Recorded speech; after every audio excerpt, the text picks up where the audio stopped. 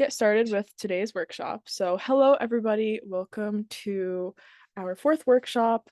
My name is Aya, and today I will be your workshop facilitator slash leader.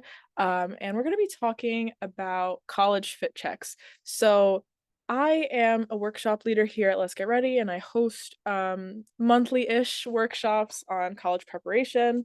And I work with the coaches that text you guys. And Sarah today works as a program manager and will be helping drop any links in the chat as a moderator. Sarah might ask for your full name and respond to your questions. Don't be startled. It's just for attendance purposes. But yeah, thanks for joining today. And today we're going to be talking about the college fit check. So our guiding question for the day is, how should I build my college list and how can I know if a school is right for me? So this is definitely a loaded question. We'll have plenty of ways to break it down as we go on. Hi, Alina, welcome.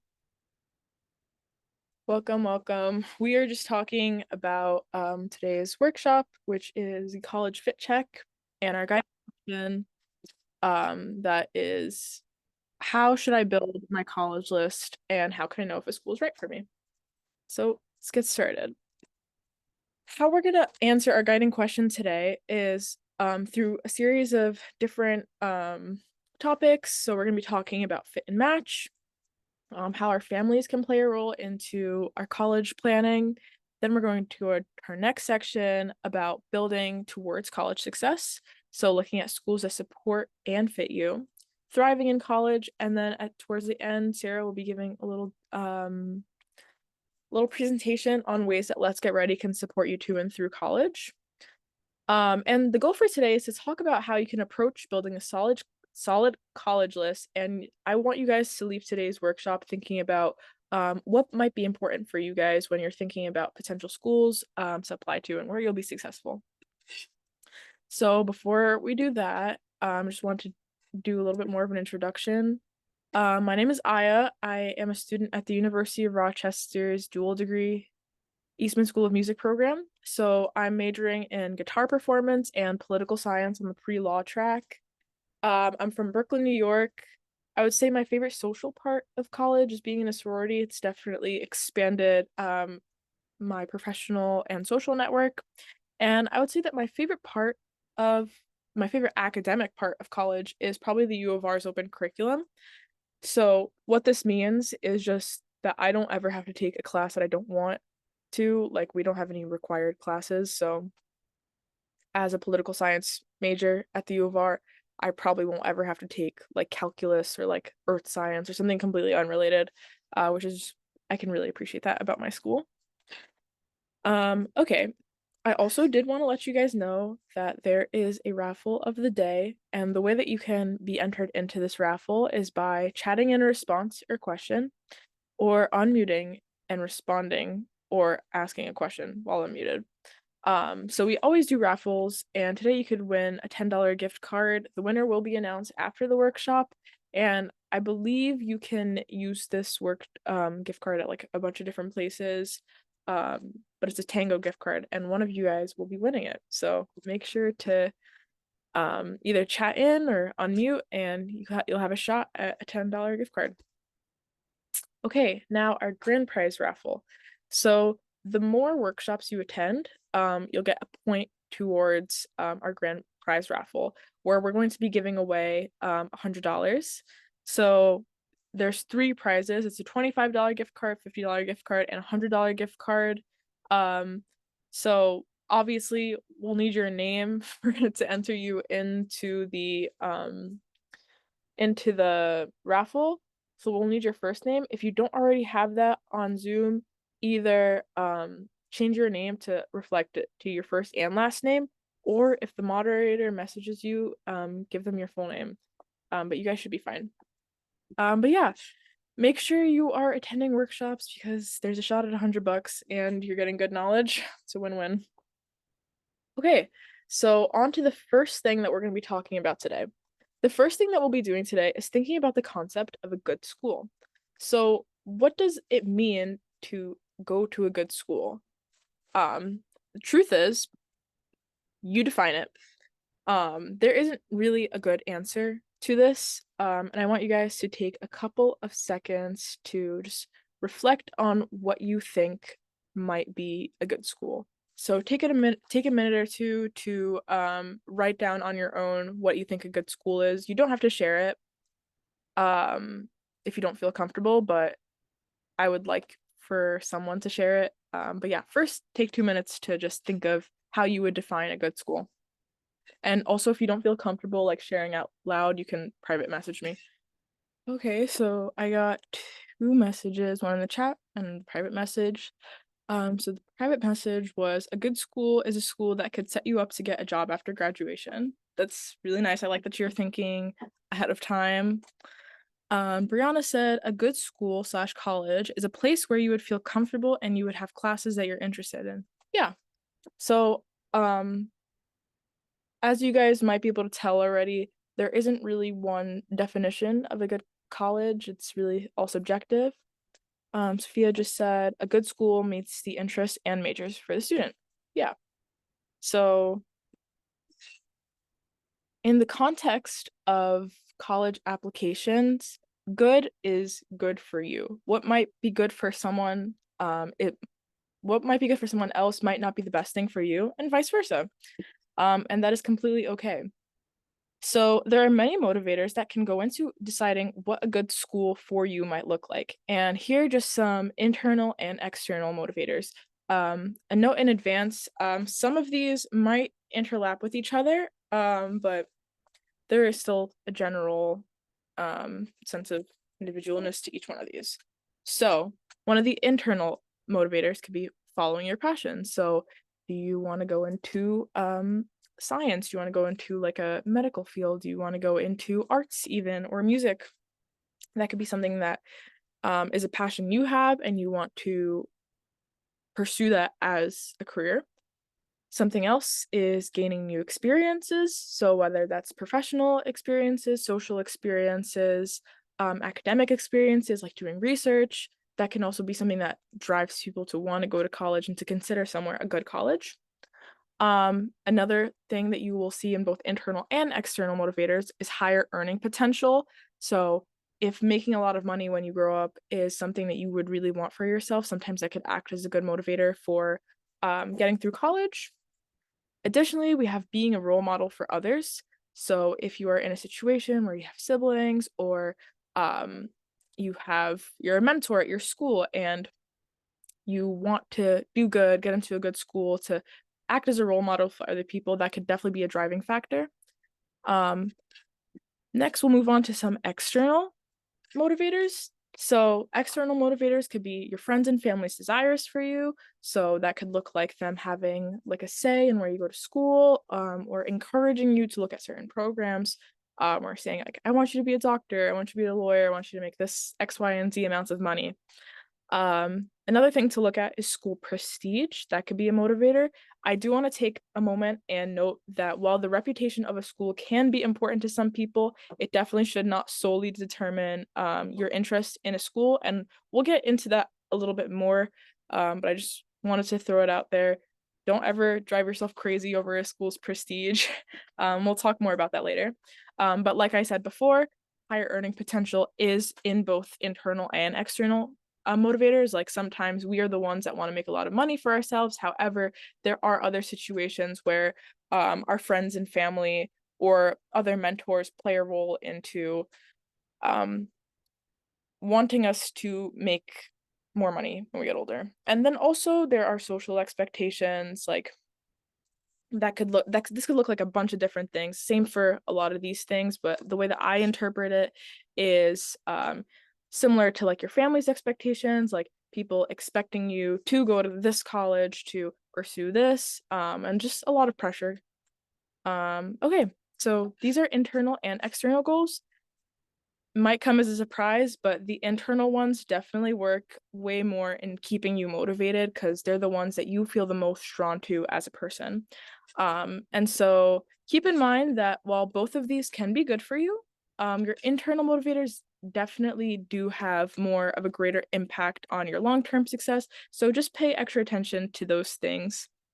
Yeah, any questions on that section? If not, we can move on to building a college list.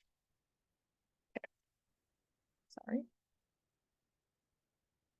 So in this section, we're going to be talking about the most important features of any solid list, and we're going to talk about 5 steps that you can take right now to start building your college list.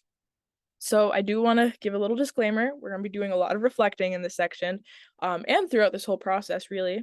And you're gonna start reflecting on things that are important to you, and talk about things that like hard conversations to have, like things that might be important to you but are not so important to your family or vice versa. So just a heads up. But the goal of this section is to set you up with a general understanding of how and where to start a college list. I know that was definitely one of the most intimidating parts of college for me. However, let's get ready. We'll be texting you a bunch of resources in the next coming weeks to really help you make that solid college list. So first, we're going to be starting off with fit versus match. So have any of you guys heard these terms before? Feel free to do like the little Zoom hand raise or an emoji in the chat.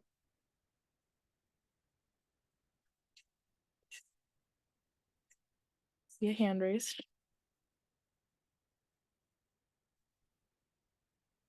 Okay, good. We have a couple of hands.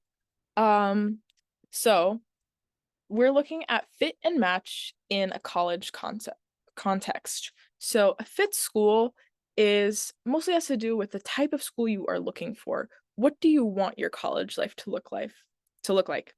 Um, and a match is how does your academic profile compare to the average student at that school that you're interested in? So sometimes these can go hand in hand, sometimes they can contrast. For example, a school that you might really think that you want to go to and you think is a perfect fit for you might not be a good academic match for you. You might either exceed or be below the academic profile there. But other times you can find a fit school within a match school as well. These can go hand in hand. Sometimes they do contrast. However, making sure that you find a college that is both a fit and a match is a really, really good way to ensure your success. So before we go into how they balance each other out, let's start by defining what a fit is. So the formal definition that we have here on the screen is a college that aligns with your needs, interests, values, and preferences. So some of these factors could be academic interests, like your majors, classes they have, campus culture, how is the social life, how are students academically, is it a competitive environment, is it more laid back, learning accommodations. If you are somebody that requires learning accommodations, does that college have them for you? And also, is the college cost friendly? So before I go into further go into fit and match, I want to take a step back and think of this in a different lens. Imagine you've been out shopping all day, you're super hungry, and you're trying to find a restaurant to go to. You have a bunch of different restaurants to choose from. Maybe you want to go to an Italian restaurant, maybe you want to go to a sushi restaurant, maybe you want to go to fast food. You have to think about what makes the most sense for you right now. If you're just hungry and you just want food no matter what it is, you might look for the closest restaurant. If you're craving something a little bit more specific, you might go on Google and search up X, Y, and Z near me and go there. Um, Either way, you're going to ask yourself a lot of questions about what you might want and evaluate your needs. You're probably going to end up getting a meal. However, at the end of the day, you want to make sure you're going to get a meal that you'll enjoy, is reasonably priced, and just makes sense to get. So we can kind of apply this to a college life, even though it's not as simple as finding a restaurant that's nearby. You still have a really similar process of like evaluating your needs in that moment. So the whole key of this is to one, be clear about what you want, and two, be willing to research each school or restaurant in our example. Yeah. So with that being said, let's define match. So match has more of like definite definition, but the definition here on the screen is a match is a college where your profile matches or exceeds that of their average admitted students in factors such as GPA, SAT/ACT scores. So it refers to how likely you are to getting into the school. So FIT kind of considers more than just like academic profile. It talks about culture, major, how the school might have your major, if it has these classes, does it have internships, does it have accommodations, what is the cost? Match is kind of mm, a little bit different. Match is looking at you at an academic stance and seeing if you have a high possibility of getting admitted to the school based on your statistics alone. Um, I also do want to mention that schools don't only look at your numbers and your statistics, like they also are looking at your overall student profile. However, I must be honest and say that numbers do matter here, and they definitely do look at that. Um, but there are schools for everybody. There are over like 3,000 colleges in the US, and as long as you've met your graduation requirements in some way, shape, or form, there is still a really high chance that you'll get into college. An immediate example I can think of this is like community college. Community colleges are less selective when it comes to GPAs, and most of the time don't require a minimum GPA or test score to get in. Um, Sometimes they have their own standards of admission, so it's just really important that you're looking into that. I For my final point of this is that you can still be below averages to an extent and still be a match to these schools. Like I said, they're not only looking at academics, they want to see the whole bigger picture of who you are as a student. Yeah, any questions on this? If not, I will move on. And feel free to raise your hand at any point if you do have questions. All right, so can I have a volunteer to read this statement here?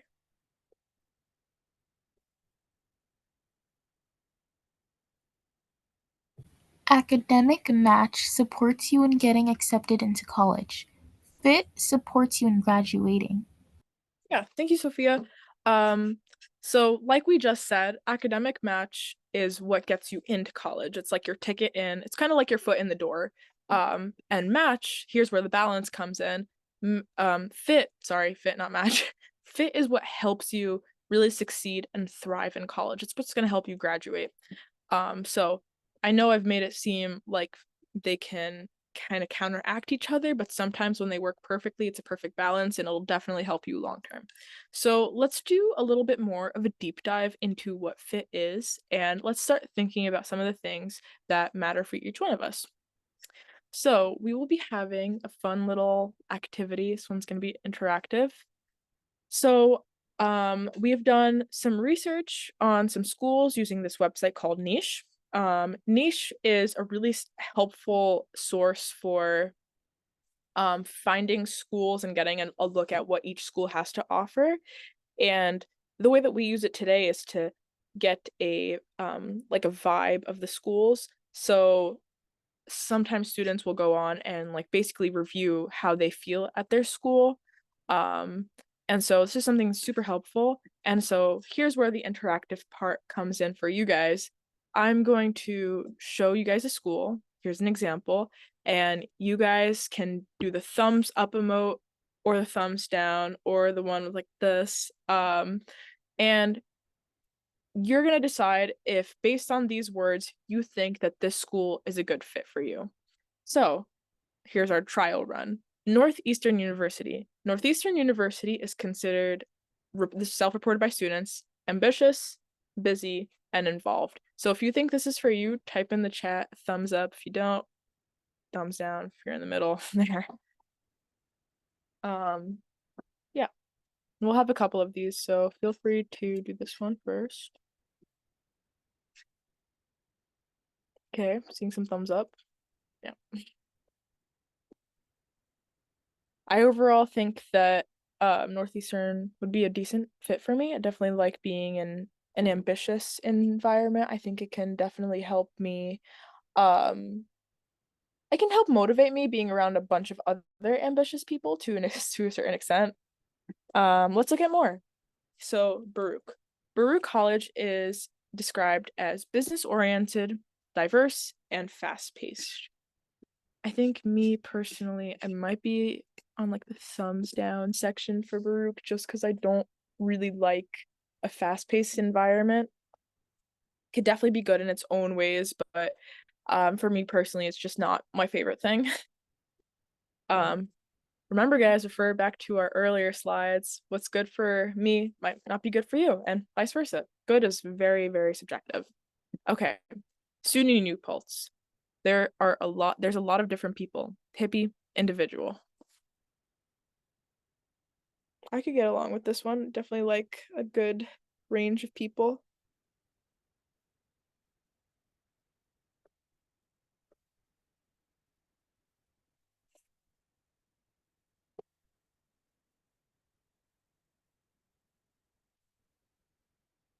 Okay, New York University, or NYU.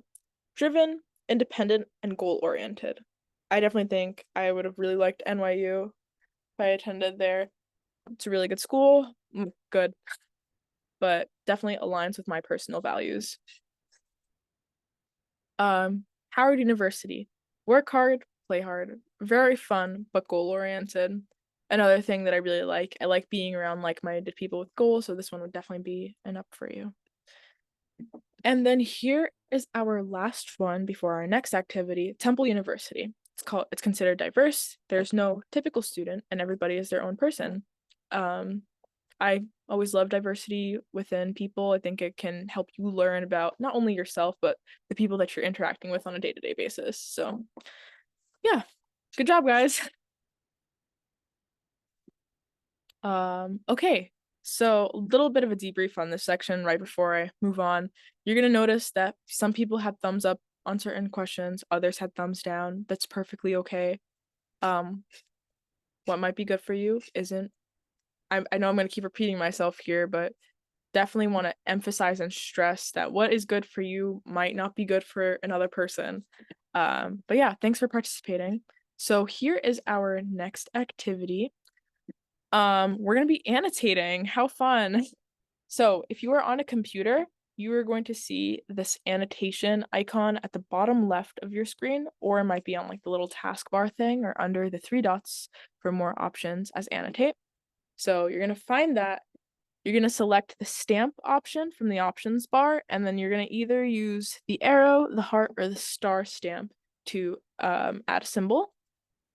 If you're on a phone, you're gonna look for the little pencil icon, look for annotate or arrow options, and use one of them to add a symbol. So I'm gonna pause here a little bit while people figure out how to annotate.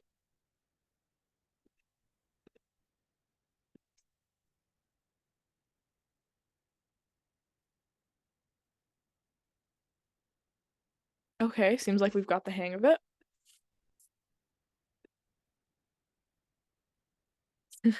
I love the smiley faces.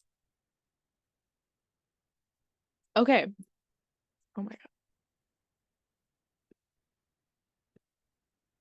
God. So for this section, we're going to be stamping the things that feel like a fit factor to you. So using your newfound annotation skills, add a sticker or a star to these to see which one is important for you. So just use the stamp option, stamp whichever one looks good to you. I will also be participating. Okay, so I'm seeing a wide range of answers, really good. So yeah. So as you guys can see in real time, I'm not lying.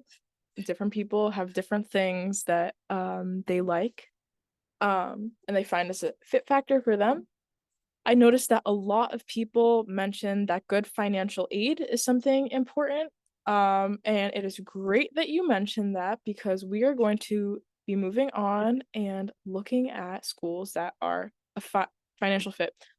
Victor, we just did like a small activity talking about like what are some things that we might like want in a school, like we just annotated. But yeah, now we're gonna be talking about schools that are financial fits because it's definitely something that a lot of people care about. Um, But yeah, if you have any more questions, feel free to chat them in. Okay, so what is a financial fit school? There are a variety of ways to find out if a school is a financial fit. And here are ways to make sure a school is affordable for you. So you might have seen this slide before if you've attended the Y College workshops, but still really important to keep this in mind. And also, we will be sending out these slides uh, over text after the workshop. So I highly recommend you guys come back to this one and just find, go into the hyperlinks and see what you could find. So how to keep costs low? You can go to schools with a low sticker price, so community colleges, public in-state universities, low tuition schools, and schools that are tuition free. Um, Similarly, there are schools that offer zero tuition to families that make under like 100 grand or 200 grand. So be on the lookout for those. You could also look for schools with good financial aid. So that's schools that meet 100% of your demonstrated need. And what that means is that they will take a look at your financial information and basically assess how much you're able to pay and meet the full need to cover the balance between how much you're able to pay and then tuition prices. Yeah. And there's also great academic merit scholarships for high performing students. So if you are someone that gets higher grades, there are definitely a bunch of scholarship opportunities for you. So you can look into schools with larger endowments, and there's also schools that have full ride scholarships. So be on the lookout for those. Please, if you can, definitely look back at this. This is a really helpful resource, and I know keeping costs low is an important thing for a lot of people. And yeah, I think it'll definitely be helpful to refer to this. So let's further explore match schools. So we're going to be looking at what it means to have a match in your list building process. Like, what does that look like? So, we kind of break it down into three categories when thinking of what if a school is a match. So is it a safety school, a match school, or a reach school? So what is each one of these? A safety school is a school where your GPA slash or SAT slash ACT scores and overall profile exceeds that of the average student accepted to that college. So a lot of these typically tend to be state schools or community colleges.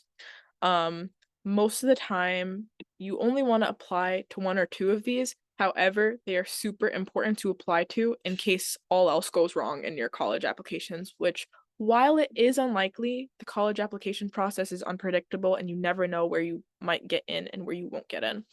And so applying to schools where you know you are for sure bound to get in is definitely really helpful into just securing your spot for colleges. So of course you don't need to apply to as many of them, but just make sure that you're applying to them because it's super, super helpful. A match school. So a match school is a school where you meet the expectations and have a similar profile to the average accepted student. This should be the bulk of your college list. So your college list should be primarily match schools and schools where you think you'll probably have a good chance of getting into.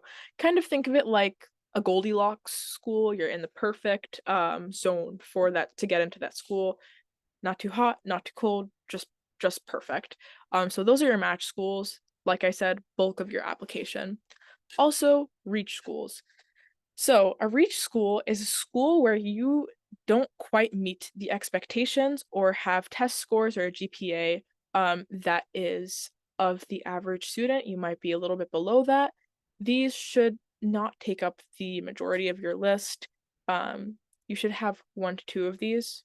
Um, and I also do want to say that if you do have your heart set on a school, but you are not a match for that school, you still have time in your junior year to really push your grades as much as possible, get the highest grades in all your classes, and you'll also have the fall semester to show to these colleges that you are capable of picking your grades up. It's definitely really helpful. Um, and so if you're not a match right now, don't let that crush your heart. There's still time, promise. And I also want to mention that colleges don't just look at you as numbers. Like, well, I said numbers are important, but the whole reason why we even have a match section, they still can be really they're just not the deciding factor. And we're gonna get into that in our next slide. The admissions calculator.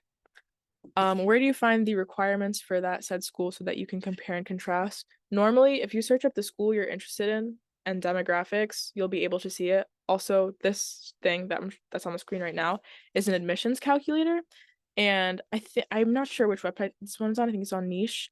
But here is a step-by-step instruction manual on how to um get one of these like graphs to show you if you're a match. So it's a free account, enter all your statistics, and then it will give you this chart right here. Good question. Okay, so let's just take a moment to explore this slide right here. So it shows us that most colleges for this, most students that apply here tend to have a higher GPA and a high SAT score. However, there are students that have a lower GPA and a higher SAT score that get in. There are students that have high GPA, low SAT, and get into the school. There are students low SAT, low GPA, and still get into the school. However, the vast majority is in this section. That doesn't mean these people didn't get in. They did get in. It was like against the odds type of thing, but it should go to show you that while grades are definitely important, it doesn't completely rule out all other factors of your college application. And so while talking about match can be a little bit demotivating for some people, I do want to mention that match is only one part of like your application, like your GPA and SAT is only one part. It does hold weight, but so does your personal statement, so do your extracurricular, so do any work experience or volunteer hours you had, passion projects that you might have. They definitely um they definitely play a role. I also want to mention these like red dots that have a high GPA and high SATs. Sometimes you can be a match for a school and still get rejected. Um, the college process is very unpredictable. However, just make sure you're as prepared as possible, and know that things can go either way.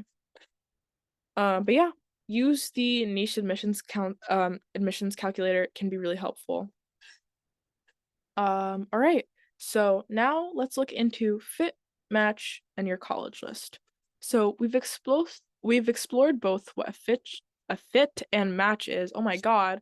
But let's talk about how they intertwine when you're building your college list. So, balancing fit and match in list building. The goal is to balance match and fit as you start building this list. So, here's a little analogy that was provided for us. Think like you're packing a suitcase for a trip. You're going to Antarctica. You love you love wearing this cute new bathing suit that you got or these t-shirts that you just got. You feel comfortable in them. They're one of your favorite pieces of clothing. However, does it make sense for you to pack light clothing and bathing suits to Antarctica? Probably not. So, while the clothes are considered a fit for you, they aren't necessarily a match for the environment that you'll need to be in. And you can also think about it vice versa as well. So, this is related to the college experience because you want to apply to a college where you know you could get in and to be successful. So, if you are a person on the flip side that wants to go to Antarctica and you love wearing clothes that are warmer, your whole vacation is both a fit and match for you. You can bring your favorite clothes and you'll be appropriately dressed for the weather. So they can balance each other out, they can clash. Fit and match is all about just finding a perfect balance there. As you research colleges, look at their criteria and research the school to see if it matches what your criteria is. So we're going to be doing a lot of reflecting, and in the next section, we'll talk a little bit more to explain how a college might be helpful for you. We're going to be talking about the 5 things to consider when building your college list. So here are 5 steps to building a college list. 1, reflect on your fit factors and get clear on your priorities. So like I said before, we're going to be sending this out so you can feel free to go back into their slides, take a look at what the fit factors were, and look at the ones that you think are definitely resonating more with you. Your next step is creating an initial list of schools. So this can be just any schools that have piqued your interest right now.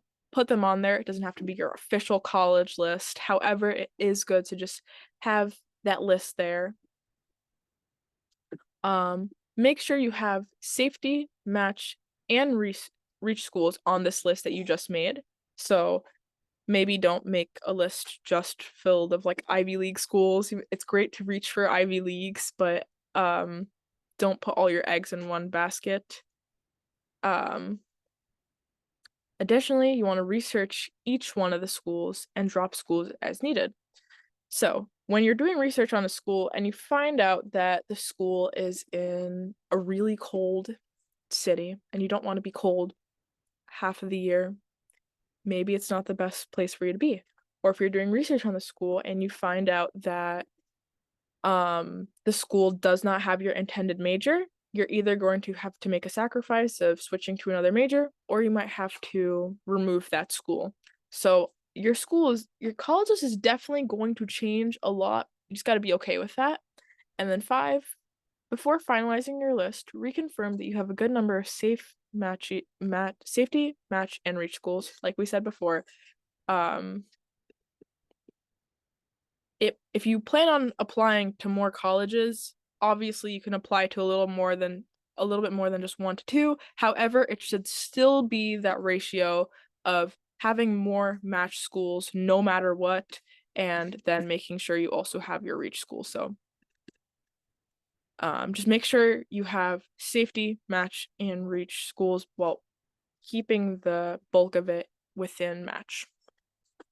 Okay, so now we are going to be talking about how our friends, family, and guardians play a role in our college process, if they do. So, family impact and perspectives. So, how many of you have family or other loved ones who have opinions on where you go to school? So, this could be if they want you to go to like Harvard, if they want you to be a doctor, whatever it may be. So, raise your hand if you can relate to this statement.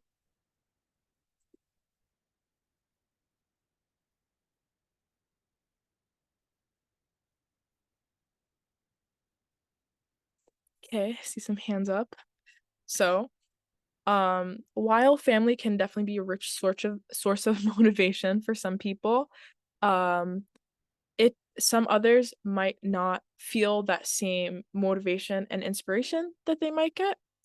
um our family and friends, not only just biological family, anyone that you consider family, and your friends, any loved one really, um may be able to guide you through some parts of the college process and of your overall path in life, but they won't always be there to hold your hand and walk you through every other part.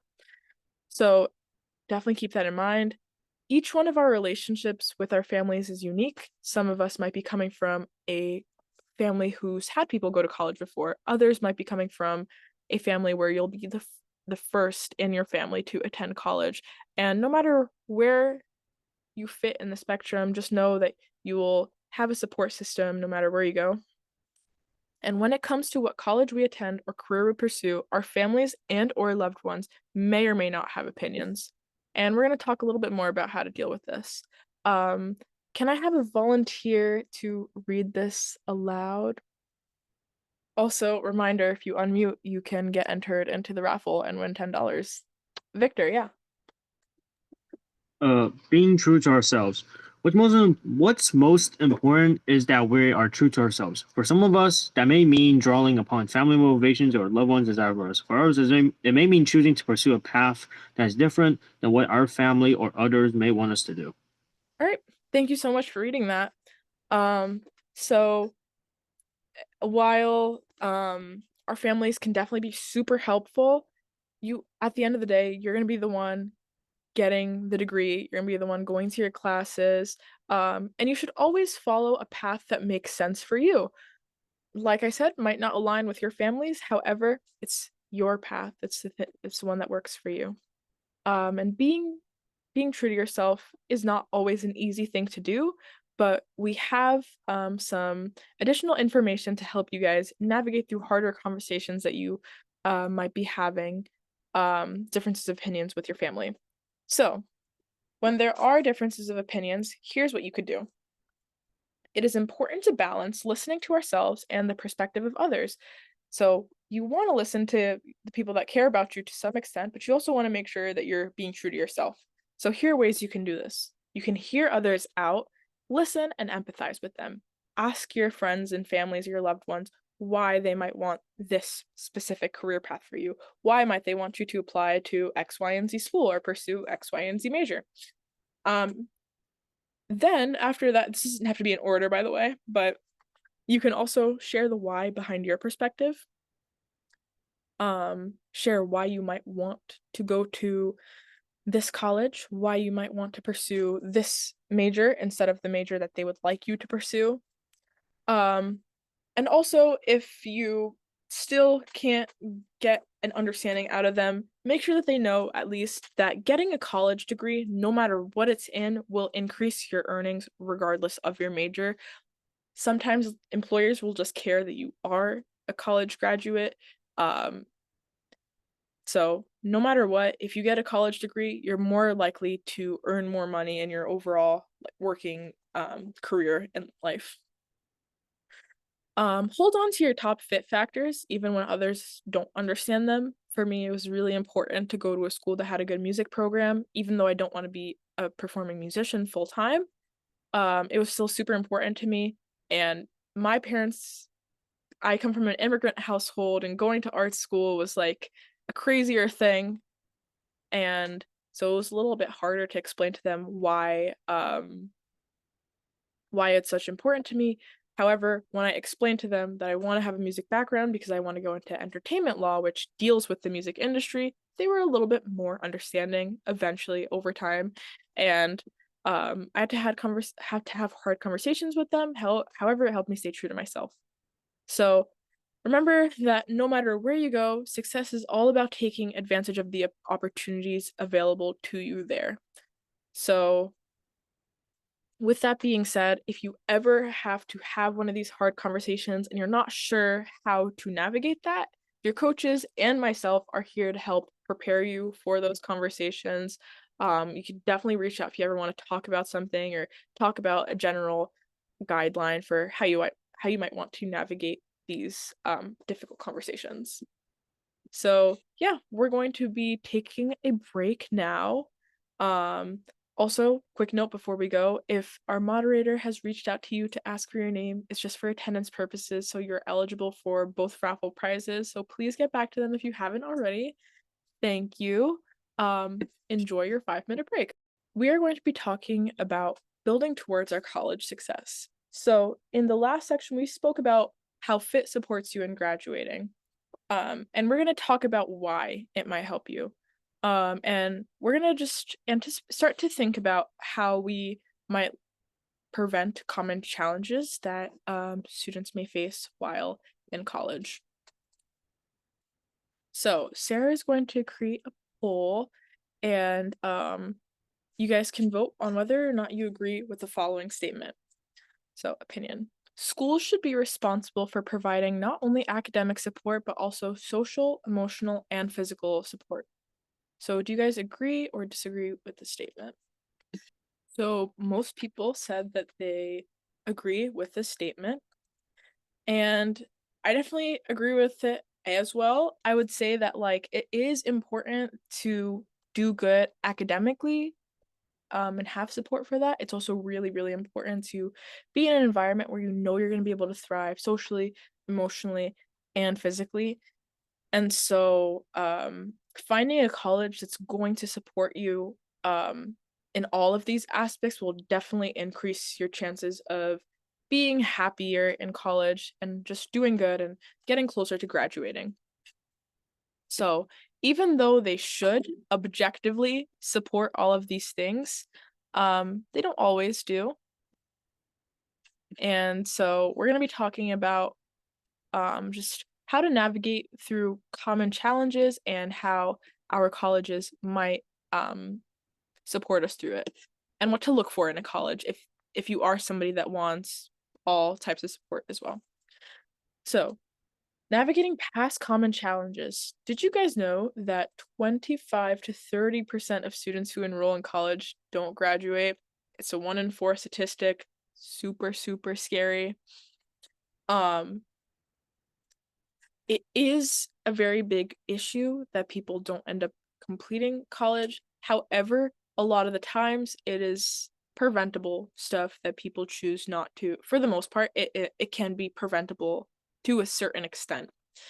Um, and so here's some of the main reasons why people don't continue their degree. So one could be poor academic performance. Another could be not sure what they want to study. Something else can be physical aspect of it, not sure if you can afford tuition or living expenses. And then lastly, mental and physical health needs.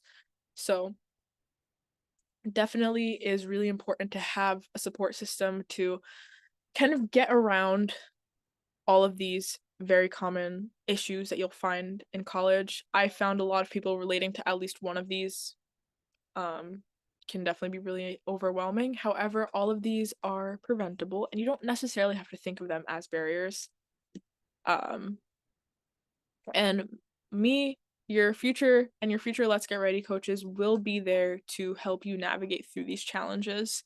So don't ever feel like you're alone if you get scared during this part.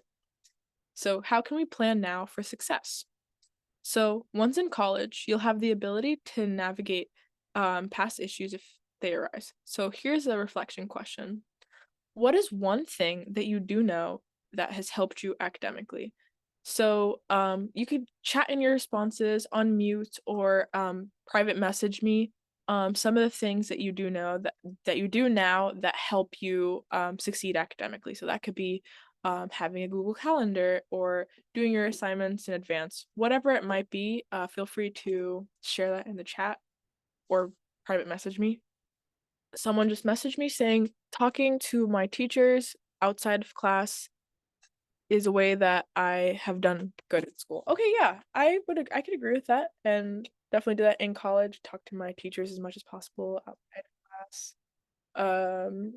Someone else said decent time management and prioritization. Yeah, snaps there. Definitely something. It's a good foundation to have before you go to college, and it'll definitely be helpful to and through college. Asking friends that understand the subject or what we did today in class to have a better understanding. Yeah, leaning on your peers can also be super helpful to help you. Someone else said, time management skills have helped me succeed academically. I believe that once I learn how I can manage my time and use it to my advantage, I will become motivated to strive for excellence. It's a really good answer. Time management is important. Someone else said, counselors and having closer relationships with teachers have been great. They allow for a closer understanding and they help push you further academically. Yeah, and a lot of the times teachers are going to be writing letters of recommendations for you. And when they know that you're a good student overall and you make that effort to know them outside of class and just really honestly just giving them the respect they deserve and communication definitely can help push you. So you can choose schools that provide strong support in areas that you believe will support your success.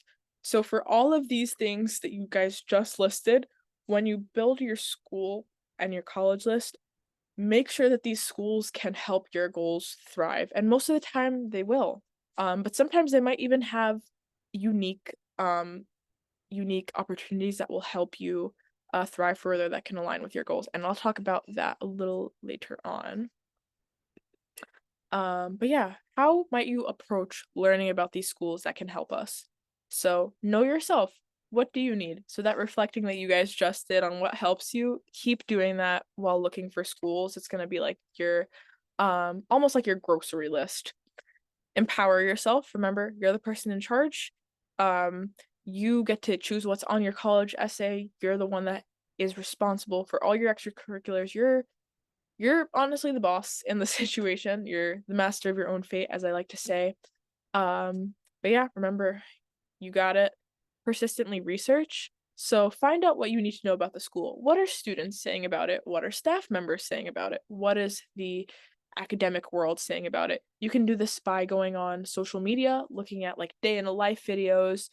People tend to be more honest on those when they don't have a extra sense of like pressure or watching them, knowing that people are watching them.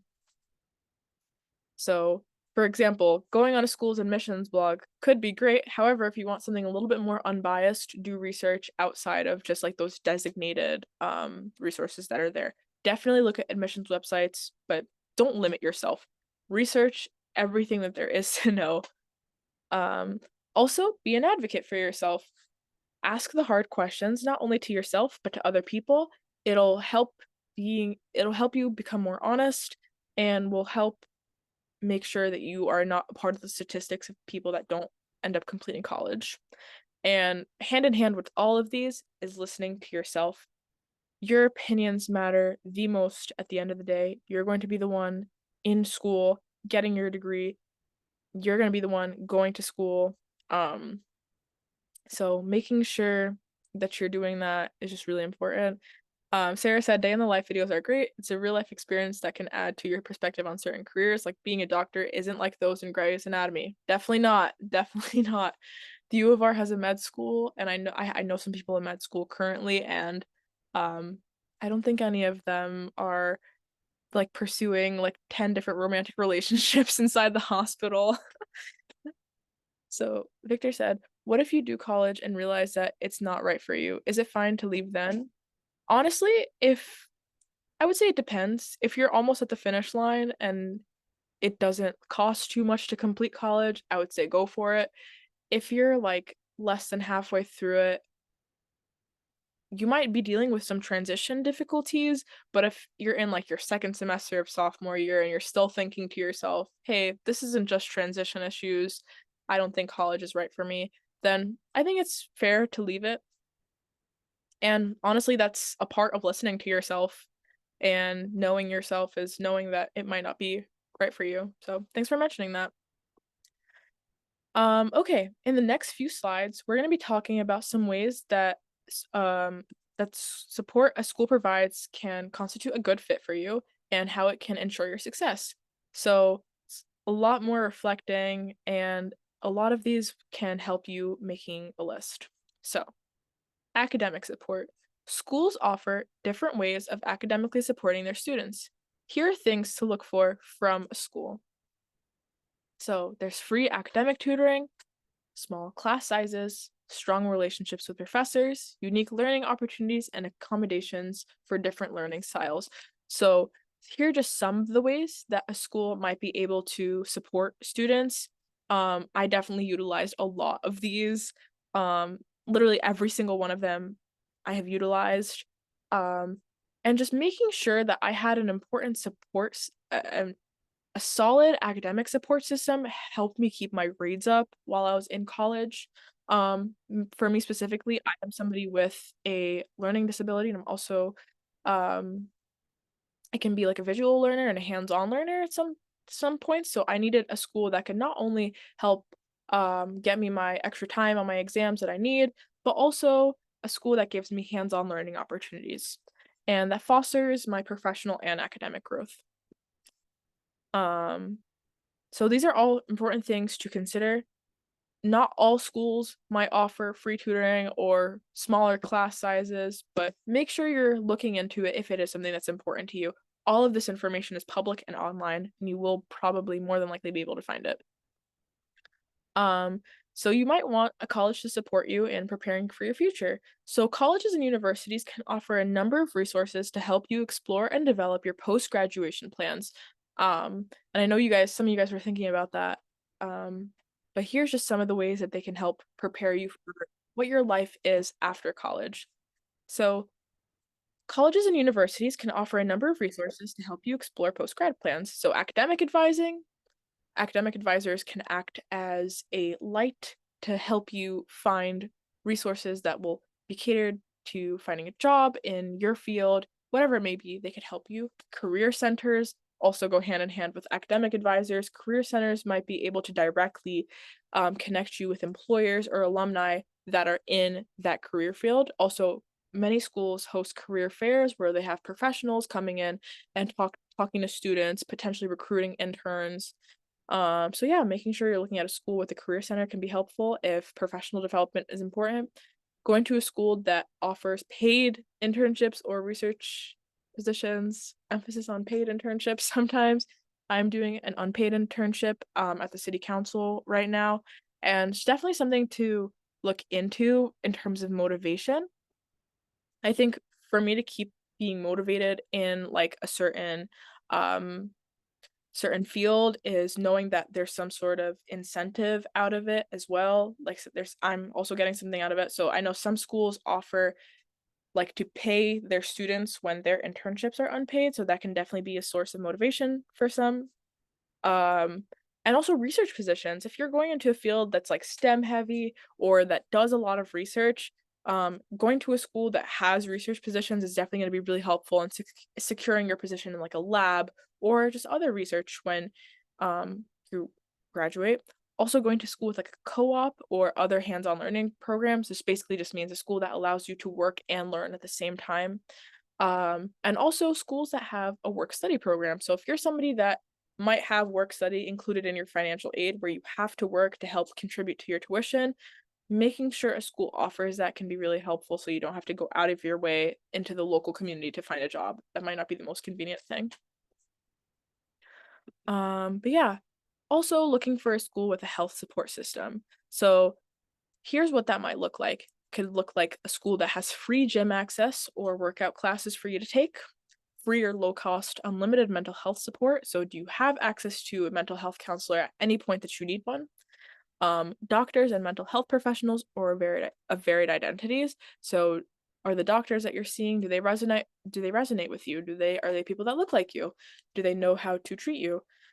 Also looking for schools that have health-related support programs or affinity spaces on campus. My campus has intercultural centers and places for queer students to just be and to get supported, both mentally and physically. And also looking at a school for that has good low cost or no cost insurance. You probably will get sick at some point in college, whether that's like a cold or maybe a small injury. Happens to the best of us. So making sure that you have a school that'll support you also with your physical health and help paying for that will definitely be really helpful long term. It'll make you feel a little bit more stable. But yeah, that's just some ways to utilize that. I personally love that my school has unlimited mental health support. We have a 24/7 on-call social worker, so at any point a student needs a counselor, they have access to one. Okay, so campus culture and community. Consider what real, meaningful, and supportive community might look like for you in college, including extracurricular activities and student groups on campus. So, like I mentioned, there are queer spaces on campus. However, there's also a bunch of different clubs, including Greek life and interest-based clubs that you are able to join if you want. There's also advocacy and activism on campus if that's something that's important. If you like to be a part of a student body that's very vocal towards administration and knows how to get their needs across, that could be something that's super helpful. Um, Making sure you have a college with a college resource center. Whatever resource center may look like for you. For us, we have different resource centers for a bunch of different things. We have resources for health promotion. We have resources for queer student life, students of colors, first gen students. So whatever aligns with you, make sure that college has some sort of resource available for that. Might not have to be a full center. However, it can still be helpful if they have resources.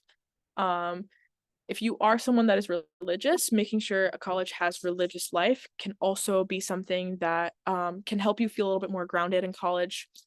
So if that's important to you, look out for that. And faculty and staff involvement. How involved is the faculty in getting to know students? Is there a clear divide between I am strictly just your professor, I have no interest in knowing you outside of class, or being involved in any of like the student activities, like if this school ever has like a carnival or if they're hosting like a staff-wide dinner. is it common that faculty and staff is involved with student life? That could be something important for you. I personally love getting to know my professors outside of a classroom setting. It helps build those relationships. Um, and so here's a little bit of what has helped me. Oh my God, my phone. So I put cake pops. My school has a Starbucks, and it might be a small thing, but for me, a cake pop has definitely reminded me that no matter how hard school gets, no matter how like stressful all the academic things are, I will always have a sweet treat to look forward to at the end of the day. Friends have helped support me, so this can be related to campus culture and community. I have found lots of friends through student groups on campus, and so I would definitely say that it's helped get me through college. I also added this little picture to kind of reflect like balance and like mental well-being. Like this slide suggests mental health support is really important, not only with yourself, but just with other professionals. So if you do need counseling or therapy, it's helped me get through college. And so I definitely put that as something that's helped me succeed because it's something I've utilized. And then finally, I am a music student, so music has helped me get through college. I love listening to music. It is my grounding. Um, and I would just say that going to a school with a culture that's really big on music has helped me feel more included. So this can look different for different people. This is personally what has helped me and how it can relate to all the other stuff here. And like I mentioned before, my school has offered me an internship as well, so it's been really helpful that they care about my professional development as well. So here is our last section of the workshop before we hear a little bit more from Sarah about how Let's Get Ready can provide you support for next year. So it's going to be a little bit of a fun ending. We're going to be talking about how to find fun and fulfillment in college. So we have a prompt here. To thrive means to prosper, to flourish. So if you envision yourself thriving in college, what is it that you can imagine? Consider things like things you'll do for fun, the type of community you want to have, things you're excited to learn, ways you'll grow as a person, and personal or professional goals. So here's the little prompt that we have for you. You guys can answer this on a laptop, write it down,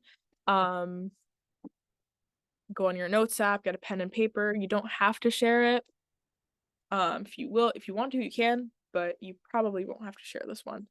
But just reflect on what you think could be helpful for you in college. It's a fun one. Imagine what your life could look like in a year. Someone private messaged me and said, be happy with how I am wherever I'm at. I think that's something that's really important and sweet. Being happy with yourself is probably one of the most important things. And college can help you develop and become a happier person. It's all about finding where you'll fit in. Yeah, it's a really good answer. Happiness is definitely self-empowerment is something that has gotten me through college and will continue to get me through college. So great answer.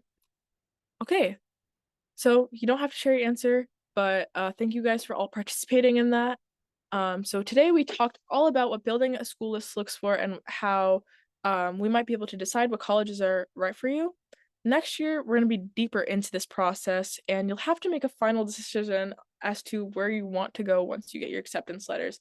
This can sound super scary. However, Let's Get Ready does offer support, surprise. And it'll be very helpful to have that extra support since it's really high demanding. But we'll be here for you. And before we close off this workshop, Sarah's just gonna help share the different types of support options that you'll have available to you next year. So take the floor. Thanks, Aya. And if you don't mind, if you can continue sharing your slides. Hi everyone, my name is Sarah. I am a program manager at Let's Get Ready. I work with your facilitators, so Aya and Angela, if you've been to both or either one of those. But they are the ones that typically present these workshops. And I also work with your coaches. They're the ones who have been texting you around preparing for college applications. I'm presenting today to tell you more about what support Let's Get Ready has for you when you are applying to college during your senior year. Our overall goal is to help you transition from high school to college from the very start with college applications to the very finish when you are enrolling, picking your housing, classes, and things like that. And then once you are in college, you will move on to our success program for college support. So here are the programs that we have for our high school students at Let's Get Ready. You all may be familiar with what you're doing now as juniors, but just to tell you a little bit more, we have the Access Core program where you receive text messages from your coaches. You get weekly messages around college application support and things like that. And then we have our SAT prep program where you'll be preparing for the SATs. And then once you are in your senior year of high school, you'll be a part of our Core or Core Plus program. And in Core, you'll receive similar weekly text as you are now. Just an FYI, these are scheduled weekly. Sorry, my dog is anxious to get out. But these texts are scheduled weekly, but they follow a curriculum to make sure that you're staying on track of what you need to complete as you go through the application process. And then anytime you text back, you get support from a college student coach. And then in Core Plus, it's a lot more personalized. The coaches craft their own messages to send to you. They sometimes base it off of where you're at in your process. And there'll be a lot more personalization throughout your support with them. They also do a monthly calls and emails, and then the coaches will be sure to personalize everything based on your journey and your process. But a major difference between Core and Core Plus that I want to point out is that in Core, the coaches have anywhere between 700 to 1,000 plus students, so it can be a little harder for them to keep track of your progress and provide specific follow-up. So essentially, if you don't initiate or mention needing something from your coach, it might be hard for them to catch what you need most help with. So if you reach out, let them know that you need help with something, they can keep track of that and work with you on it. But if you don't say anything and you're a little quiet, it'll be hard for them to kind of gauge what support you need. Whereas in Core Plus, coaches have only around 30 students, so they're able to easily track each student's progress and follow up more regularly. So they're able to ask questions a lot more often. They're able to take notes of everything and really get to know you. And so it's easier for them to follow up more. This definitely isn't to say that core coaches do any less or are not great. They are very great coaches. They work very hard to ensure that you're on track and will make initiatives to follow up and check in on you. It's just a little harder to keep track of everything. All right, so the next slide goes a little bit more in depth into the core program. You all would be typically automatically enrolled into this program unless you opted for Core Plus. So some of the support that you'll receive are the weekly texts from our team with reminders, tips, and resources. This will help you navigate college and financial aid applications, as well as just to check in to see how you're doing. Whenever you respond to those weekly text messages, a college student coach will be there to respond, support, and answer any questions that you may have. And on the next slide, it is a text example. So this is a text that we typically schedule out. Sometimes they can be pretty long like this, or they can be very short. Our aim is to make sure that you get all of the information and resources that you want. So in this example, we are providing some information around reviewing financial aid letters because currently our seniors are doing that process. We provided a link to help the students understand reading the award letter better because it can be intimidating or confusing once you get those award letters. But like I mentioned, our texts aim to inform you around something in relation to your college application timeline. We also occasionally encourage our students to engage with their coach by asking them a question about their goals, plans, or just a fun icebreaker. We want to make sure that you are comfortable enough to ask your coach any questions that you have in the future. So we try to do some relationship building moments when we can. On the next slide is a little bit more about Core Plus. It is more in-depth and personalized to each student. So if you think you want this more personalized and in-depth support, then I highly encourage you to sign up for Core Plus. Core Plus coaches will be your own dedicated college student coach. They'll get to know you and you'll get to know them. This honestly helps them better guide you throughout the process. They do this by personally checking in on you with text messages, monthly video or phone calls. They'll send emails with more resources or scholarships.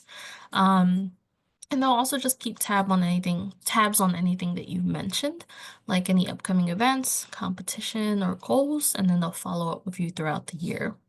Essentially, however much you put into your communication with your coach, you receive just as much, if not more, from them. This program is really for those students who want a high-touch relationship with a trained college student coach who can guide them step by step through the college and financial aid application process. If you sign up for this program, you'll be matched with your coach in September. The next slide is a student testimonial from last year, 2 years ago's survey. It's one of many that we get from students that speaks on the impact of having a Core Plus coach. So this student said the whole process seemed overwhelming at first, but my coach was motivating. Whenever I was confused about something, I would ask her, and before I knew all the steps, I was done with the application process. On the next slide is a Core Plus text example. It's a little shorter than what we do in Core, but that's because this coach can speak more regularly with their student and they're able to share resources as needed. Whereas in Core, we send resources when we can to make sure that you have it. So in this example here, this coach is checking in to see where the student's at in their process. The student lets them know they have completed their FAFSA and CSS profile, and so the coach is able to track this down in our system and kind of follow up on other things as they go on throughout their process. Next slide is some statistics from this year's mid-year survey. So this is from current high school seniors. High percentages of students agree that they have a positive relationship with their coach and they do recommend LGR to other students. And from these comments that we pulled here, you can see that coaches' support can be very thorough and specific to each student in Core Plus. And then meetings can also help students work on tasks together. So a lot of the times coaches would meet with students to work on financial aid applications, their college applications, reviewing essays. I've even had coaches work with students on preparing for interviews and things like that. So a lot more in depth, a lot more meetings can happen in Core Plus. On the next slide is a QR code if you would like to sign up for Core Plus. I will also put the link in the chat if you are interested. But if you are not, you do not have to do anything. You would automatically be enrolled into our core program and you'll start receiving text messages from us in August during your senior year. Any questions around Core Plus? If you can't think of any questions now, Daisy and Joe are the program managers on the Core Plus side. They are amazing people, so you can also feel free to email them if anything comes up later.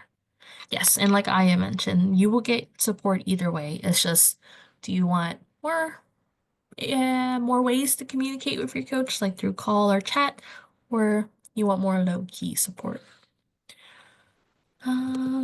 I have a specific question, so I'll answer that, but Aya, you could go ahead and close this out.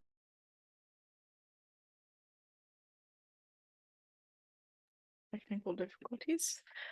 Thank you, Sarah. So thank you everybody for coming. Today we talked about some of the things that you should be doing in the next couple of weeks and months to help you getting ready for the college application program.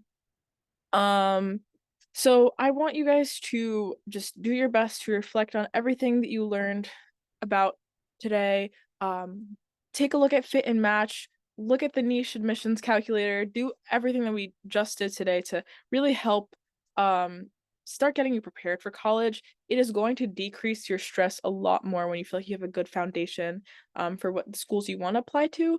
And trust me, you're going to thank yourself for taking all the extra steps. I definitely did not take as much steps as I wish to have taken, and I think if I would go back in time, I would definitely take all of the advice that's given here. But I look forward to connecting with all of you guys about any of the goals you set, and if you ever want to talk about any of these topics, feel free to email me at any point. I am more than happy to set up like an individual Zoom call to talk a little bit more about this. And so finally, if you guys can share your feedback on today's workshop, that would be super helpful. We always adapt our workshops based off student feedback. So what would you like to hear? Is there anything that we could do to make it better? Help us help you. So I just dropped the link there if you guys do need support. And finally, if you have any questions, feel free to ask them. If you don't, you are free to go. Thank you so much for coming.